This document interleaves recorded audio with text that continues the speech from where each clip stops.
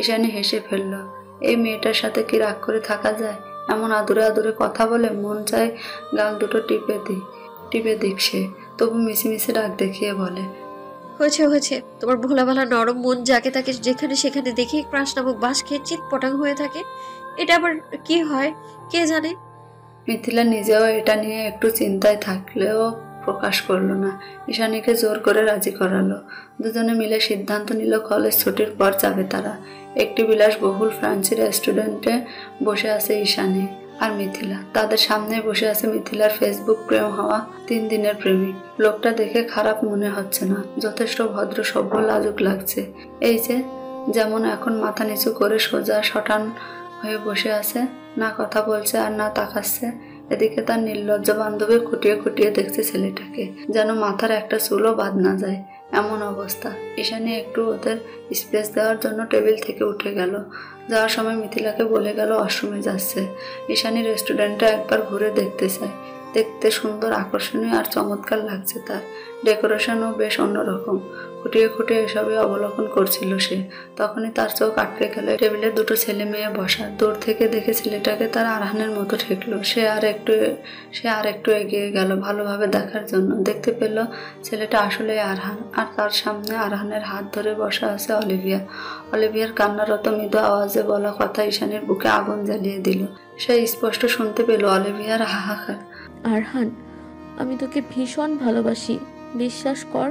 তোকে অন্য কারোর সাথে দেখা আমার জন্য মরণ সমতুল্য। আমি ভালো নেই, মনে হচ্ছে আমার হৃদয় কেউ কামড়ে খাচ্ছে। ঈশানী আর শুনতে পারল না। কেন তার বুক জ্বলছে সেটাও বোধগম্য হলো না। এটা স্বাভাবিক বিষয়। অলিভিয়া যথেষ্ট সুন্দরী, প্রতিষ্ঠিত, স্মার্ট রমণী। যে কোনো ছেলেই এমন জীবনসঙ্গী চায়। নিশ্চয় আরহানও ভালোবাসে অলিভিয়াকে। বাধ্য হয়ে বিয়ে করতে হয়েছে ঈশানীকে। ঈশানীর শুধুমাত্র আরহানের দায়িত্ব ও দয়া। ঈশানীর ভিতরটা আবার মুসর দিয়ে উঠল। তার এরকম দম বন্ধ হওয়ার কারণ তার মোটেও ভালো লাগলো না। হয়তো 3 কবুল বলে স্বামী হিসেবে গ্রহণ করেছে, তাই তার ভিতরে এত জ্বালাপোড়া করছে। কিন্তু আদৌ কি 3 কবুল বললে সম্পর্কের পূর্ণতা পায়? 3 কবুল কি পারে দুটো বিচ্ছিন্ন মনকে জোড়া লাগাতে? পারে না তো। উল্টো সে দুজন ভালোবাসার মানুষের মাঝে বাধা হয়ে দাঁড়িয়েছে। নিজেকে তার ভীষণ নিকৃষ্ট, বাজে মেয়ে লাগছে। এসব ভেবে তার চোখ দিয়ে ধোঁপটা অশ্রু ঝরে ফেলল। ঈশানী চট করে মুছে ফেলল। নিজেকে শাসালো কঠিনভাবে। খবরদার হিসাবনি, কাঁদবি না, একদম একদম কাঁদবি না। এমনটাই তো হওয়ার ছিল। তোকে শুধুমাত্র দয়া করে বিয়ে করেছে উনি। চাচুর কথা শুনে তোকে সমাজের মুখ থেকে বাঁচাতে দয়া করেছে। তুই তার সুন্দর ভালোবাসাময় জীবনে বিভীষিকা হয়ে সবটা শেষ করে দিয়েছিস। এবার সময় এসেছে সেই দয়া ফিরিয়ে দেওয়ার। ঈশানী কোনো রকম মিথিলাকে গিয়ে জানালো তার শরীর খারাপ লাগছে, এক্ষুনি বাসায় যেতে চায়। মিথিলা ও ঈশানীর শরীর খারাপ থেকে আর দেরি করেনি, তখনই বেরিয়ে পড়ে ওরা। সন্ধ্যার পর আরহান ফিরে এসে দেখে ঈশানী পড়ছে। আরহান ঈশানীকে দেখে সোজা ওয়াশরুমে যায়। তার এখন শাওয়ার নেওয়া জরুরি। কিছুক্ষণ পর ময়না আসে আরহানের জন্য কফি নিয়ে। কফি রেখে সে চলে যায়। ঈশানী তখনও পড়ায় ব্যস্ত। আরহান ওয়াশরুম থেকে বের হয়ে কফি দেখতে পায়। চুল ঝাড়তে ঝাড়তে সে ব্যালকনিতে যায়। রাতের আকাশ দেখতে দেখতে কফিটা শেষ করে রুমে এসে দেখে ঈশানী নেই। আরহানের ভুরু জগল কুঁচকে ফেলে। ভাবে সকালের ধমকটা দেওয়া বোধহয় বেশি হয়ে গেছে। বাচ্চা মানুষ এখন গাল ফুলিয়ে আছে ভেবে কপাল আঙুল ঘষে আনমনে ঠোঁট এলিয়ে হাসে। রাতে শোয়ার সময় ঈশানী আগে এসে শুয়ে পড়েছে। শুধু শুয়ে পড়েনি, ঘুমিয়েও পড়েছে। এমন অবস্থা। আরহান কিছু বলার সুযোগও পেল না। সে ল্যাপটপ নিয়ে বসে পড়ল পেন্ডিং কাজগুলো করতে। আজ মাঝরাতেও ঈশানীর ঘুম ভেঙে গেল।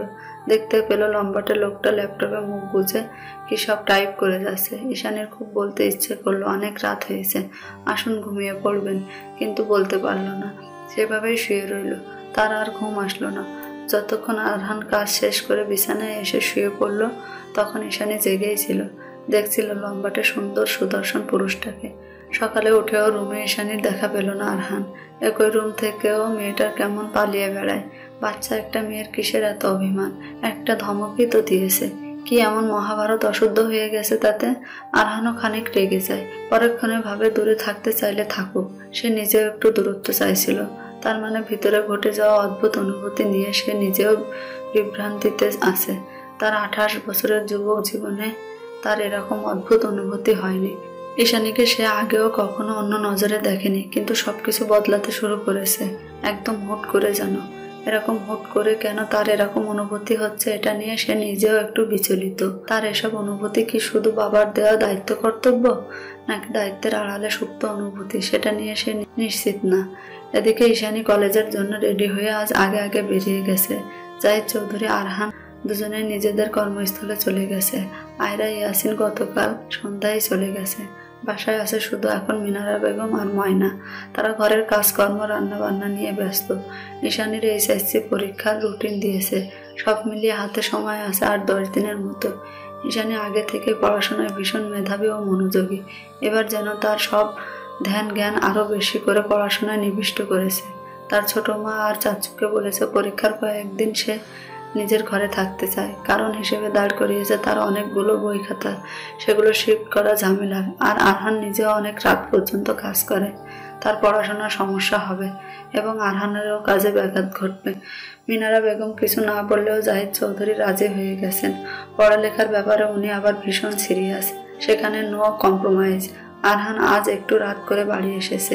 এসে রুমে দেখে ঈশানী নেই, সেরকম আমলে নেয়নি। মেয়েটা তো এমনিতেই পালিয়ে বেড়াচ্ছে 2 দিন থেকে। নিজের মতো ওয়াশরুমে গিয়ে শাওয়ার নিয়ে নিচে খাবার খেতে গেছে। সকলে আছে, ঈশানী নেই। সে একবার রান্নাঘরে চাইল, সেখানেও দেখতে না পেয়ে চেয়ারে বসতে বসতে জিজ্ঞেস করলো, ঈশানীকে দেখতে পাচ্ছি না, ও কোথায়? খাবে না? ময়না দাঁত কেলিয়ে বলল, আফামনি তো কোনো সোম খাইয়া নিজের ঘরে পড়তে বসছে। হ্যাঁ নাকি পরীক্ষার রুটিন দিছে। আরহান আর কিছু বলল না, নিজের খাওয়াতে মনোনিবেশ করলো। খাওয়া শেষে নিচের রুমে গেল। ঘড়ির কাঁটা 11:30। ঈশানী এখনো রুমে আসেনি। হাসপাতাল থেকে আসার পর ঈশানীর সাথে তার এখনো দেখা হয়নি। এত রাত হয়েছে, এখনো এই মেয়ের হদিশ নেই। আরহান দরজার সামনে দাঁড়ালো, তারপর গলা উঁচিয়ে ময়নাকে ডেকে বলল, ময়না, আমাকে 1 কাপ কফি দিয়ে যা। একটু পরে ময়না এলো, হাতে কফির মগ। টেবিলের উপর রেখে চলে যেতে নিলে আরহান শুধায়, তোর আপামনি কোথায়? ময়না ঘুরে দাঁড়ায়, তারপর উত্তর করে, আফামনি হ্যার ঘরে মনে হয় পড়তাছে। আরহান আবার বলে, গিয়ে বলবি এখন রুমে এসে ঘুমাতে, কালকে যেন আবার পড়ে। ময়না ভুরু উঁচিয়ে সুর কেটে বলল, ও আল্লাহ, ভাইজান আপনি জানেন না আফামনি কইছে পরীক্ষার কয়দিন হেরা রুমে থাকবো। সময় বহমান, কারো জন্য অপেক্ষা না করে সে তার নিজস্ব গতিতে নিজস্ব ইচ্ছেতে চলতে থাকে। তেমন ভাবে সময় গড়িয়েছে, পেরিয়েছে কিছুদিন। ঈশানীর পরীক্ষা শুরু আগামীকাল। এর মধ্যে আরহানের সম্পর্কের কোনো উন্নতি ঘটেনি, তবে বলা যায় অবনতি ঘটেছে। সে রাতে ময়নার থেকে শুনে আরহান গিয়েছিল ঈশানীর নিকট। ঈশানী ঘুমের ভান ধরে মারার মতো পড়েছিল, কোনো সাড়া শব্দ করেনি। আরহান কিছু বলেনি, শুধু শান্ত চোখে চেয়ে চলে এসেছে। এরপর থেকে চলছে দুজনের নীরব এড়িয়ে যাওয়া। তাদের দেখা হওয়ার একমাত্র স্থান হলো ব্রেকফাস্ট টেবিল। এছাড়া তারা একে অপরের মুখদর্শন করতে পারে না। মূলত তাদের সময় মিলে না। ঈশানী যতটা পারছে নিজেকে গুটিয়ে রাখে। আগামীকাল ঈশানীর পরীক্ষা শুরু। তার প্রস্তুতি ভীষণ ভালো হলেও সে খুবই বিচলিত। আজ আরহান তাড়াতাড়ি বাড়ি ফিরেছে। খাবার টেবিলে সকলে খেতে বসেছে, রয়েছে ঈশানীও। জাহিদ চৌধুরী ঈশানীকে ডেকে বললেন, কাল পরীক্ষা কয়টায় তোমার? সকাল 10টায় শুরু। ঈশানী প্রত্যুত্তর করে। জাহিদ চৌধুরী আরহানের দিকে তাকিয়ে বলল, পরীক্ষার কদিন তুমি ওকে হলে দিয়ে আসো, আসার সময় বাড়ির গাড়ি করে চলে আসবে। আরহান কিছু বলার আগে ঈশানী ধরফড়িয়ে বলে ওঠে, আমি একাই যেতে পারবো চাচু। জাহিদ চৌধুরী ঘোর বিরোধিতা জানালো, ধমকে দিয়ে বললেন, অতদূর তুমি একা যাবে? মাথা খারাপ? সকালে আরহান দিয়ে আসবে আর পরীক্ষা শেষে গাড়ি অপেক্ষা করবে, চলে আসবে। আর কোনো কথা নয় এই বিষয়ে। জাহিদ চৌধুরী নিজের কথা শেষ করে চলে গেলেন। রয়ে গেল ঈশানী আর আরহান। আরহান সব শুনলো, মুখে কিছু বলল না। ঈশানী চোরা চোখে কয়েকবার দেখে নিল আরহানকে, তারপর সুরসুর করে চলে গেল নিজের কক্ষে। আরহান গাড়ি নিয়ে অপেক্ষা করছে ঈশানীর জন্য। ঈশানী এলেই বেরিয়ে পড়বে তারা। ঈশানী কলেজ ড্রেস পরে, মাথায় দুটো বেনি পাকিয়ে, চশমা পরে, হাতে বই নিয়ে পড়তে পড়তে বেরিয়ে এলো সদর দরজা দিয়ে।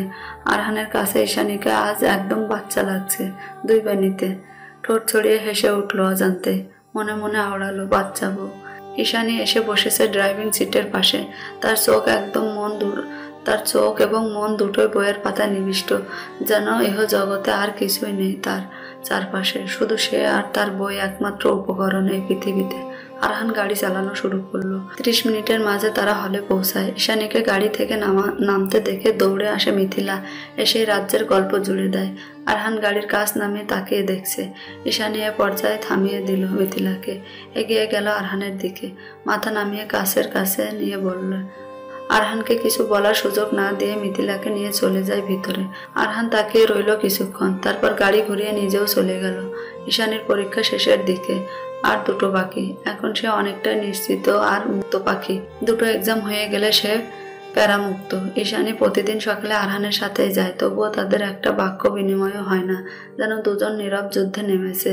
রুমের দূরত্বের সাথে বেড়েছে তাদের নিজেদের দূরত্ব। ঈশানী খুশি হয়, সে নিজের কাজে সফল হচ্ছে। আর মাত্র কিছুদিন, কোনো পাবলিক বিশ্ববিদ্যালয়ের সুযোগ পেলে সে চলে যাবে এ বাড়ি থেকে, লোকটাকে চিরতরে মুক্তি দিয়ে, যাতে নিজের ভালোবাসার মানুষের সাথে সুখে সংসার বাঁধতে পারে। সে কারো জীবনের 3য় ব্যক্তি হয়ে থাকতে চায় না, আর না চায় নামমাত্র সম্পর্কে কাউকে বেঁধে রাখতে। দিনটা শুক্রবার, বিকেল থেকে আকাশে মেঘ হয়েছে। সাদা মেঘগুলো ধূসর বর্ণে রূপান্তর হয়েছে। বাতাস ছড়িয়েছে মৃদু। ঝড়ের আগে এই মুহূর্তে ঈশানীর ভীষণ প্রিয়। সে গুটি গুটি পায়ে এগিয়ে গেল ছাদে। ঠান্ডা তাজা হাওয়া ছুঁয়ে দিল ঈশানীর তনুমন। ঈশানী চোখ বন্ধ করে উপভোগ করতে থাকলো। বিন্দু বিন্দু পানিকণা এসে ভিড় জমায় ঈশানীর মুখে। আস্তে আস্তে বৃষ্টিকণা বড় হয়, ঝমঝমিয়ে নামে ধরিত্রীতে। ঈশানী নড়ে না, সেখানে ঠায় দাঁড়িয়ে রয়, 2 হাত মেলে। নিমিষেই ভিজে যায় ঈশানীর শরীর। ঈশানীর মধ্যে কোনো উল্লাস নেই, নেই কোনো বৃষ্টিতে ভেজার আনন্দ। সে যেন পাথর হয়ে দাঁড়িয়ে আছে, শুধু আকাশ পানে চেয়ে বোঝাপড়া করছে নিজের সাথে। তখনই দূর থেকে ভেসে আসলো পুরুষালী আওয়াজ, উচ্চ স্বরে তবে ঠান্ডা আওয়াজ। অসময় বৃষ্টিতে ভিজছ কেন? ঈশানী চট করে চোখ খুললো, তড়িৎ পিছু ফিরল। দেখতে পেল লম্বা সুদর্শন পুরুষকে। কিছু বলে না, আস্তে ধীরে মাথাটা আবার ঘুরিয়ে সামনে তাকালো। আরহানের যেন মেজাজ চটে গেল মুহূর্তে। ঈশানী নিজের হাতে টান অনুভব করলো, কেউ তার হাত ধরে ঘুরে সোজা করছে। ঈশানী তাল সামলাতে না পেরে হুমড়ি খেয়ে পড়ে আরহানের বুকে। নাক ও কপাল গিয়ে ঠেকে শক্তপুক্ত বুকে। ঈশানী চোখ খিচিয়ে নেয়, বৃষ্টির পানি ভিজিয়ে দিচ্ছে আরহানকেও। ঈশানী মাথা তুলে তাকায়, দেখতে পায় আরহানের লাল হয়ে যাওয়া রক্তাভ নয়ন। শিউরে ওঠে ঈশানী। তখনই আরহান নিজের হাতের বাঁধনে শক্ত করে চেপে ধরে ঈশানীকে। ব্যথায় ছটফটিয়ে ওঠে ঈশানী। আরহান ভ্রুক্ষেপ করে না, কণ্ঠে তেজ ও ঝাঁজ নিয়ে চিবিয়ে চিবিয়ে বলে, কি সমস্যা? আমাকে এড়িয়ে যাচ্ছ কেন এভাবে? বৃষ্টির পানি ভিজিয়ে দিয়েছে ঈশানীর পুরো দেহ। ঝড়ো বাতাসে কেঁপে উঠছে ঈশানীর পেলক দেহ। শরীরের সাথে কাপড় লেপটে আছে, কাঁপছে তীর তীর করে তার অধর। ঈশানী হাত মুচড়ি করে ছাড়া পাওয়ার জন্য ব্যাকুল হয়। আরহান ঈশানীর বাহু ধরে তাকে আরো সন্নিকটে উঁচু করে নিয়ে আসে। তারপর রাগান্বিত শান্ত কণ্ঠে বলে, ঈশানী, রাগিও না আমায়। আমার রাগ সামলাতে পারবে না তুমি এখন? কি ছিল কথাটায় কে জানে। ঈশানী আরহানের দিকে চাইল, তারপর ধপ করে নিভে গেল। কোনো রকম মিনমিন করে বলল, ছাড়ুন বলছি, ঘরে যাব আমি। তোমাকে কিছু জিজ্ঞেস করেছি আমি? শান্ত শীতল অথচ গম্ভীর কণ্ঠস্বর। ঈশানী এবার বেশ ছটফটিয়ে উঠল ছাড়া পাওয়ার জন্য। হাত পা ছুড়ল, কোনোভাবে ছাড়া না পেয়ে চিল্লিয়ে বলল, ছাড়ুন বলছি, ঘরে যাব আমি। এভাবে একটা মেয়েকে ধরে আছেন, লজ্জা করে না? আরহান 1 ইঞ্চিও নড়ল না, সেভাবেই দাঁড়িয়ে ঈশানীর দিকে তাকিয়ে বলল, বউকে ধরতে আবার কিসের লজ্জা? তক করে কেঁপে উঠল ঈশানীর কিশোরীর বক্ষস্থল। আবার মুহূর্তে একরাশ বিষাদ ছুঁয়ে গেল। নিজের বেপরোয়া ভাবনা অনুভূতিকে লাগামটা নিয়ে বলল, শুধু নাম মাত্র বউ, এই নামের সম্পর্ক নিয়ে উদ্গ্রীব ভাবেন না। খুব শীঘ্রই আপনাকে আমি সব ফিরিয়ে দেব, মুক্তি দিয়ে দেব আমি আপনাকে। আরহান এক নজর তাকালো ঈশানীর সর্বাঙ্গে। শরীরের সাথে লেপটে যাওয়া কাপড়ের শরীরের ভাঁজ স্পষ্ট হয়েছে। বৃষ্টির পানি কপাল ছুঁয়ে ঠোঁট বেয়ে গলায় গিয়ে ঠেকছে। তীর তীর করে কেঁপে যাচ্ছে পাতলা গোলাপি অধর। আরহান ঈশানীর বাহু ছেড়ে দিয়ে কোমর ধরে উঁচিয়ে উপরে তার মুখোমুখি আনলো। দুজনের মধ্যে দূরত্ব কয়েক ইঞ্চি। ঈশানীর সর্বশরীরে বিদ্যুৎ বয়ে গেল। বিস্ফোরিত নয়নে তাকালো আরহানের দিকে। হঠাৎ এত ঘনিষ্ঠ হওয়ার যেন তার মস্তিষ্ক কাজ করা বন্ধ করে দিয়েছে। সে সেভাবে নির্বিকার হয়ে তাকিয়ে রইল। আরহান আরো কাছে টানলো ঈশানীকে। যতটুকু দূরত্ব ছিল সেটাও ঘুষিয়ে নিল। ঈশানী মুখের একদম সম্মুখে তার নিজের মুখ আনলো। দুজনের মুখ ছুঁই ছুঁই দূরত্বে। একজনের নিঃশ্বাস আশ্রয় পড়ছে অন্যের মুখে। ঈশানী যেন নিঃশ্বাস নেওয়া ভুলে গেল। ছুঁই ছুঁই দূরত্বে তাদের ওষ্ঠজোড়া। আরহান সেভাবে হাসকি কণ্ঠে বলল, নামমাত্র বউ, তুমি কি কাজের বউ হতে চাচ্ছ? দুজনের মুখশ্রী অধর এতই কাছে ছিল যে কথা বলতে টুকটাক ছুঁয়ে যাচ্ছে একে অপরকে। ঈশানীর হৃদয় ঝড় বয়ে গেল, অজানা অনুভূতিতে সিক্ত হলো। চোখ কিছু বন্ধ করে নিল, শরীর অস্বাভাবিকভাবে কাঁপছে। নিজেকে সামলাতে অজান্তে এক হাত চলে গেল আরহানের বুকের উপর। আরহানের বুকের অস্বাভাবিক হৃদস্পন্দন ঈশানী ফের ঘাবড়ে গেল। চট করে চোখ খুলে হাত নামাতে নিলে আরহান ধরে ফেলে। নিজে হাত দিয়ে ঈশানীর হাত চেপে ধরে রাখে তার বুকের উপর। ঈশানীর মূর্ছা গেল, নিজের শরীরের সমস্ত ভার ছেড়ে দিল সামনে পুরুষের উপর। পুরুষ লোকটি আগলে নিল, কিন্তু ছাড়ল না। সেভাবেই আবার বলল, ছোট মাথায় কি খিচুড়ি পাকিয়েছ? বলো, কি থেকে মুক্তি দেবে আমায়? এখান থেকে যে আর মুক্তি নেই, না আমার না তোমার। ঈশানীর কানে কিছু ঢুকছে না। প্রথমবার কোনো পুরুষের সংস্পর্শে এসে তার নাজেহাল অবস্থা। তার উপর পুরোটা অনাকাঙ্ক্ষিত, মানুষটাও অনাকাঙ্ক্ষিত। ঈশানী কথাও বলছে না। কথা বললে তার অধর ছুঁয়ে যাবে সামনের লোকের অধর। সে একটু মাথা সরাতে চাইল, আরহান দিল না। সেই সাথে বেড়েছে বৃষ্টির প্রকোপ। ঈশানী সেভাবেই কোনো রকম করুণ স্বরে থেমে থেমে উচ্চারণ করলো, যেতে দিন প্লিজ, আমার দম বন্ধ লাগছে, মরে যাবো আমি। মরে যাও তবে, আমার স্পর্শে মৃত্যু হোক তোমার, আদুরে মৃত্যু। ঈশানী ছটফট করলো। আরহান আবার বলল, আরো ইগনোর করবে? ঈশানী এবার তাকালো আরহানের দিকে, বোঝার চেষ্টা করছে লোকটা কি চায়, কিন্তু মাথা ভাবতে দিল না। মস্তিষ্ক বলে গেল, এই লোকের থেকে তোর এখন দূরত্ব প্রয়োজন, না হলে তোর মরণ নিশ্চিত। ঈশানী অজান্তে মাথা ডানে বামে নাড়লো। আরহান কিছুটা দূরত্ব দিল এবার দুজনের মাঝে। ঈশানী ফোঁস করে আটকে রাখা নিঃশ্বাস ছাড়লো জোরে। আরহান এখনো ছাড়েনি ঈশানীকে, কোমর পেঁচিয়ে রেখেছে। সেভাবে আবার বলল, আজকে আমাদের রুমে শিফট করবে, বুঝেছো? ঈশানী ফ্যাল করে তাকিয়ে, যেন তার চিন্তা শক্তি লোপ পেয়েছে। আরহান ছেড়ে দিল ঈশানীকে। ওকে রুমে যেতে বলে নিজে ডানে বামে না তাকিয়ে চলে গেল। ঈশানী হতবিহ্বল, বিমূঢ় হয়ে পড়ে রইল কিছুক্ষণ। যখন একটু স্বাভাবিক হলো, লজ্জায় মুখ ঢেকে ফেললো। মস্তিষ্ক জুড়ে হানা দিল নানান চিন্তা, লজ্জার সাথে দ্বিধাদ্বন্দ্ব। সেই নাজুক অবস্থায় আরহানকে কি বলেছে কিছু মনে রাখেনি ঈশানী, বরং তার পালিয়ে বেড়ানো আরো বেড়েছে। লজ্জায় নাকি সংশয়ে কে জানে। সে আরহানের সামনে তো দূর, নিজের রুম থেকেই বের হয়নি, আর নিজে খাবার খেতে অবধি চায়নি। ময়না ডাকতে আসলে না করে দিয়েছে, তার খিদে নেই বলে। ময়না কিছুক্ষণ বাঁকা নজরে চেয়ে বলে, আমনে গো ঝগড়া হয়েছে নি? ভাইজানও খায় না, আমনেও খাবেন না? ঈশানী প্রত্যুত্তর করেনি। ময়না চলে যায়। ঈশানী ভাবতে থাকে তার উপর কি রেগে আছে। আজ তো ও ঘরে শিফট হতে বলছিল, কিন্তু তার যেতে যে লজ্জা লাগছে। এই লোক কি বোঝে সেটা? ঈশানী দনমনা করে বের হলো রুম থেকে। আরহানের রুমের সামনে গিয়ে থেমে গেল। দরজা আটকানো, ভিতর থেকে লাগানো কিনা চেক করতে মৃদু ধাক্কা দিল। সহসা খুলে গেল দরজা, কিন্তু ঘরের ভেতর ঘুটঘুটে অন্ধকার। এত তাড়াতাড়ি ঘুমিয়ে পড়েছে এই লোক ভেবে কিছুটা অবাক হলো ঈশানী। এমনি হলে তো মাঝরাত পর্যন্ত কাজই করে যায়। আজ ঘুমিয়েছে বলে বিরক্ত করতে চাইল না সে। দরজা আটকে চলে আসতে নিলে শুনতে পায় আরহানের মৃদু দুর্বল কণ্ঠস্বর, পানি। ঈশানীর মনটা কেমন খসখস করে। সে ফিরে যায় রুমে। লাইট জ্বালালো, উজ্জ্বল হয় রুম।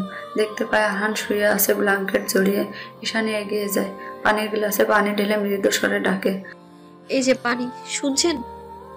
আরহানের থেকে সারা শব্দ না পেয়ে ঈশানী তার বাহু ধরে ঝাঁকিয়ে দিতে গেলে অবাক হয়। জ্বরে শরীর পুড়ে যাচ্ছে। আতকে ওঠে ঈশানী, তড়িঘড়ি করে হাত ছোঁয়ে আরহানের কপালে, গালে ও গলায়। মারাত্মক মাত্রায় জ্বর এসেছে। ঈশানী ভীষণ বিচলিত হয়। আরহানকে ধরে পানি খাওয়ায় প্রথমে, তারপর কাবার্ড খুলে ফার্স্ট এইড বক্স থেকে থার্মোমিটার বের করে আরহানের মুখে পুরে দেয়। কিছুক্ষণ পর বের করে দেখে 104 ডিগ্রি তাপমাত্রা। বিকালে বৃষ্টিতে ভেজার ফলে নিশ্চয় নিজেকে অপরাধী মনে হলো ঈশানীর।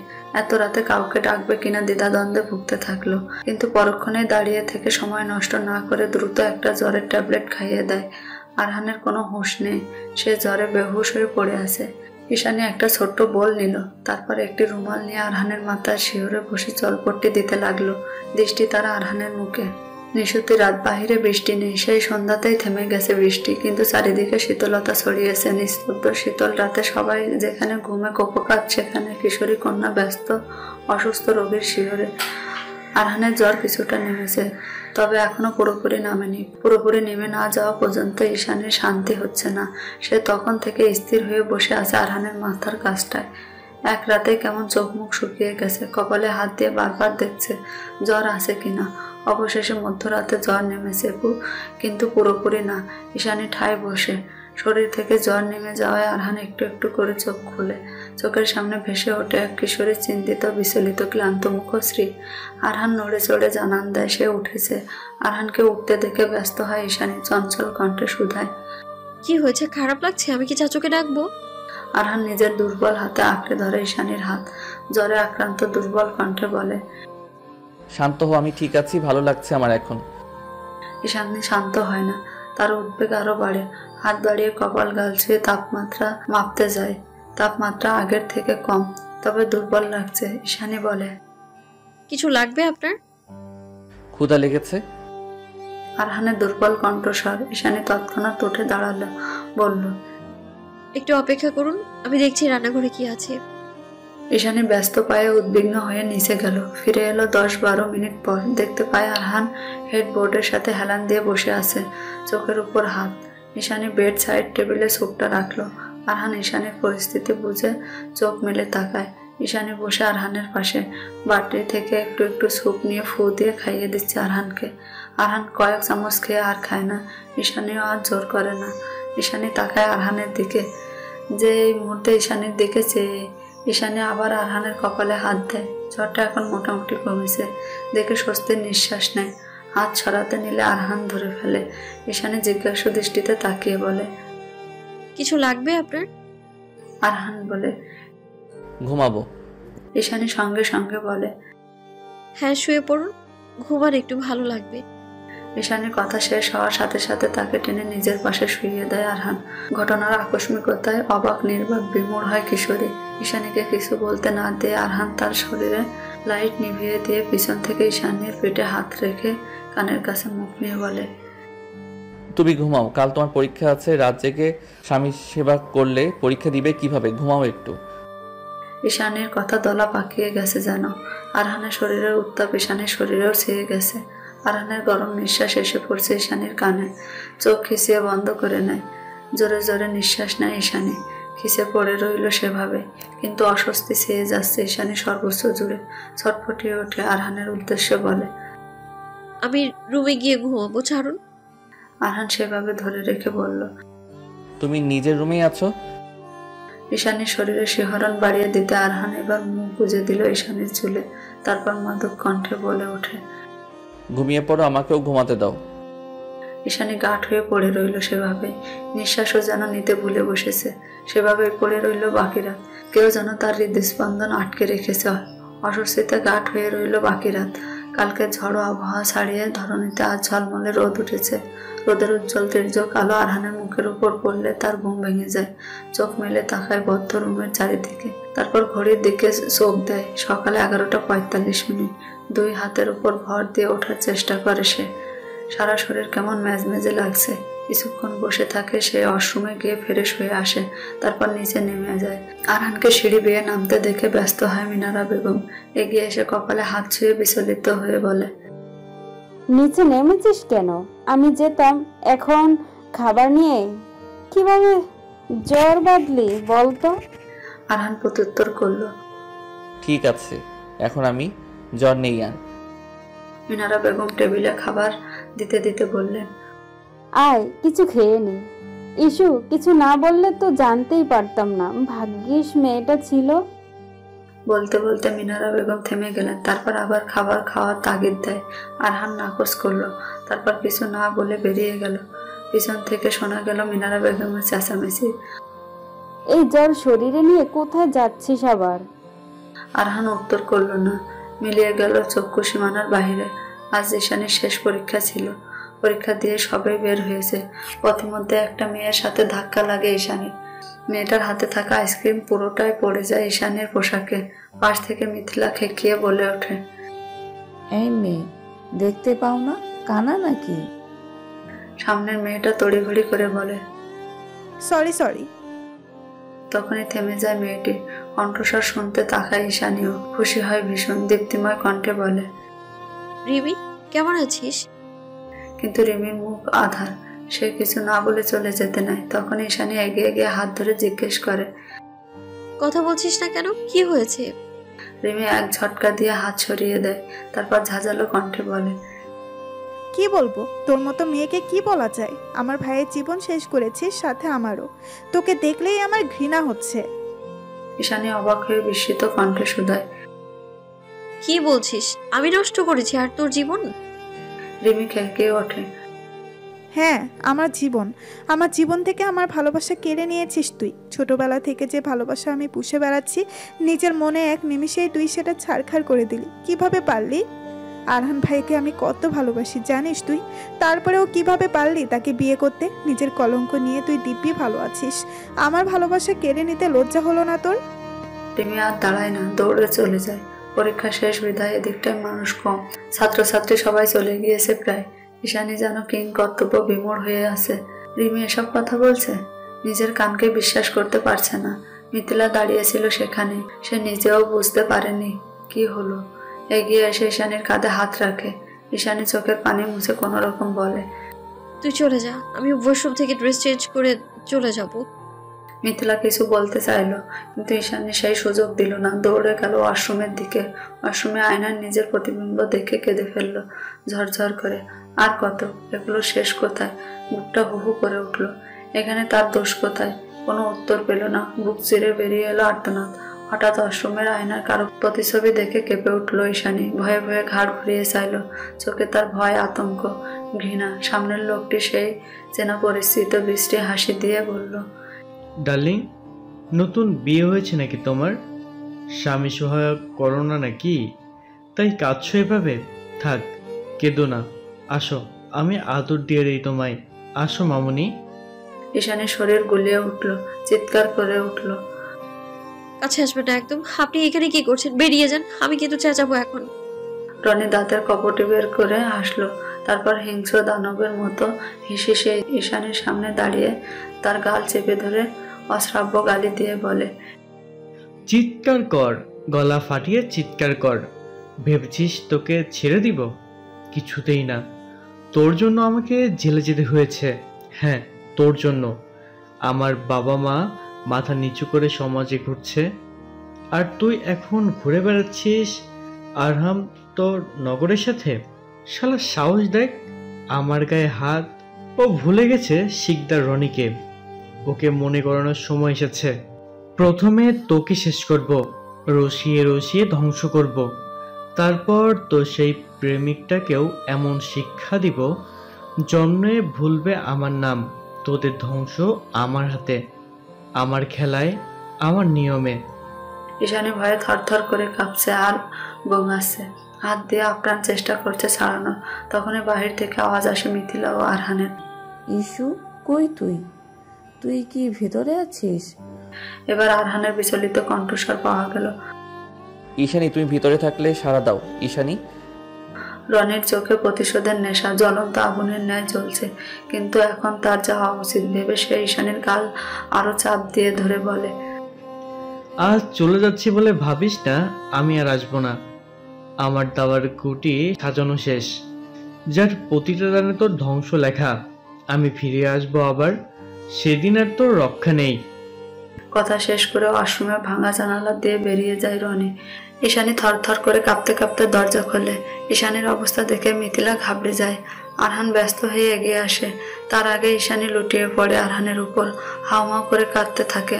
আরহান অবাক হয়, আগলে নেয় ঈশানীকে। ঈশানীর কান্না থামার নাম নেই। কাঁদতে কাঁদতে কিছু বলছে যেটা আরহানের বোধগম্য হচ্ছে না।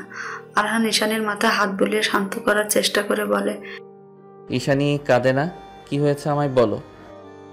ঈশানী শুধু পাগলের মতো বলে, ও এসেছে, ও আবার এসেছে। কান্নার ধমকে আর কিছু বলতে পারে না। মিথিলা পানি এগিয়ে দেয়, আরহান খাইয়ে দেয় পানি। তারপর ওকে আস্তে আস্তে বলতে বলে। ঈশানী পানি খেয়ে দম নেয়, তারপর একে একে সব বলে। ঈশানীর কান্নার ধমক বাড়ে, আরহানের চোখ লালচে হয়। হাত মুষ্টিবদ্ধ করে জড়িয়ে নেয় ঈশানীকে। তারপর বলে, আমাকে ক্ষমা করে দাও প্লিজ। ঈশানী আবার পাগলের মতো কান্না করে দিল, বলতে লাগলো, ও বলেছে সব শেষ করে দেবে। ও ও আবার আসবে, আপনাকেও ছাড়বে না, আবার আসবে। ঈশানীর মুখ হাতের আজলায় নিয়ে কপালে চুমু খায় আরহান। ঈশানী নিমিষে শান্ত হয়ে যায়। আরহান কাতর কণ্ঠে বলে, এমন করো না প্লিজ, কিচ্ছু হবে না, আমি আছি তো। আমি আসি তো। কথাটায় কিছু একটা ছিল বোধহয়। ঈশানী জড়িয়ে ধরলো আরহানকে, আরহানও আগলে নিল। পরক্ষণে কোলে তুলে নিল ঈশানীকে। মিথিলার দিকে তাকিয়ে বলল, তোমাকে ধন্যবাদ। আসো, তোমায় বাসায় নামিয়ে দিই। মিথিলার মাথার উপর দিয়ে গেল সব কিছু।